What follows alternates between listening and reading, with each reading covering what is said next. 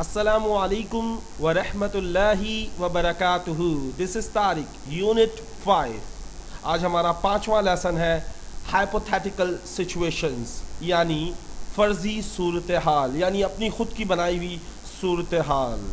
अब क्या होता है, इसमें भी वही स्ट्रक्चर है जो इससे पहले आप पढ़ चुके हैं, वही सेम चीज़ें हैं, सिर्फ़ और सिर्फ लफ्ज़ों का हेर फेर है।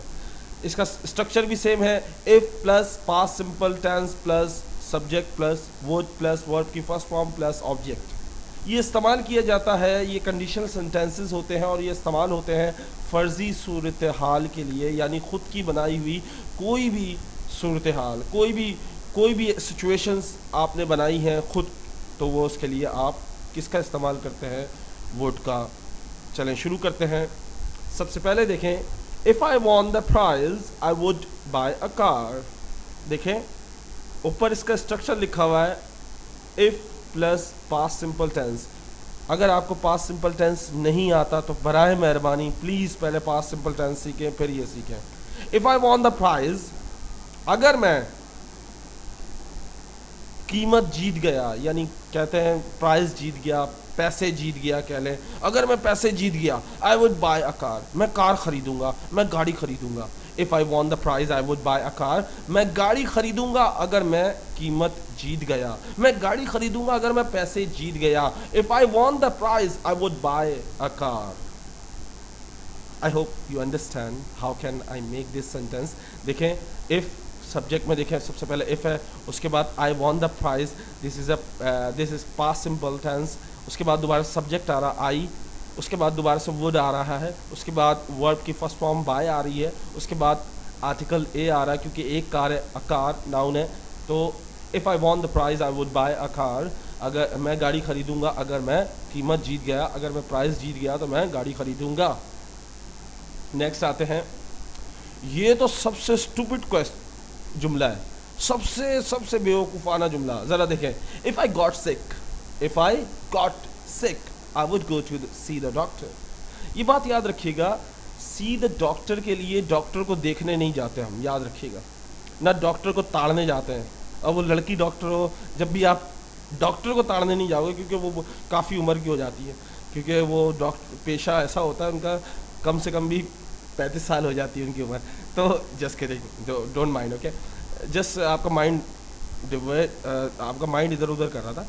ज़रा देखें, सी द डॉक्टर का मतलब होता है डॉक्टर को दिखाना या डॉक्टर के पास जाना और उससे कहना मैं बीमार हूँ, इसका मतलब है सी द डॉक्टर।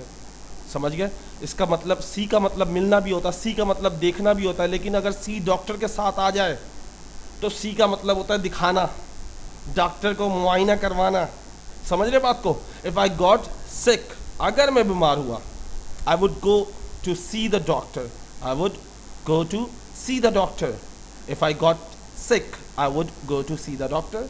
अगर मैं बीमार हुआ तो डॉक्टर को दिखाऊंगा, अगर मैं बीमार हुआ तो मैं डॉक्टर को दिखाने जाऊंगा। सही है, दोनों इसकी उर्दू हैं। ज़रा देख लें एक दफ़ा दोबारा से, इफ़ आई गॉट सिक, अगर मैं बीमार हुआ, I would go to see the doctor, तो मैं डॉक्टर को दिखाऊंगा। ऑब्वियसली तुम बीमार होगे तो डॉक्टर को दिखाओगे, ऐसे तो नहीं जाओगे डॉक्टर मैं बीमार नहीं, मुझे दिखाओ, मुझे देखो मेरे को कोई बीमारी तो नहीं है। बीमार होगे जब भी तो जाओगे। इफ़ आई गॉट सिक, अगर मैं बीमार हुआ तो I would go to see the doctor, तो मैं डॉक्टर को दिखाने जाऊंगा। उम्मीद करता हूँ ये सेंटेंस आपको समझ आएगा। नेक्स्ट पे चलते हैं। If I lost my money I would ask my parents for help. If I lost my money, I would ask my parents for help. If I lost my money, अगर मेरे पैसे गुम हो गए तो, if I lost my money, अगर मेरे पैसे गुम हो गए तो, I would ask my parents for help. मैं अपने वालिदैन से मदद मांगूंगा या मैं अपने वालिदैन से हेल्प लूँगा। If I lost my money I would ask my parents for help. अगर मेरे पैसे गुम गए तो मैं अपनी मदद के लिए किसको बुलाऊंगा, अपनी मदद के लिए किससे मांगूंगा, अपने वालिदैन से मांगूंगा। नेक्स्ट सेंटेंस पे आते हैं। If I slept for long, I would be late for my class.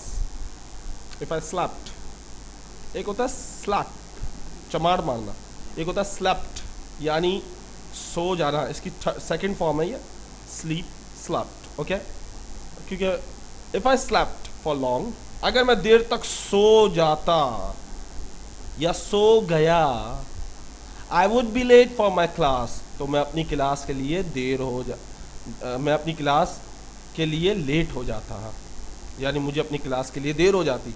अगर मैं देर तक सोता तो मुझे अपनी क्लास के लिए देर हो जाती. If I slept for long, I would be late for my class. If I slept for long, I would be late for my class.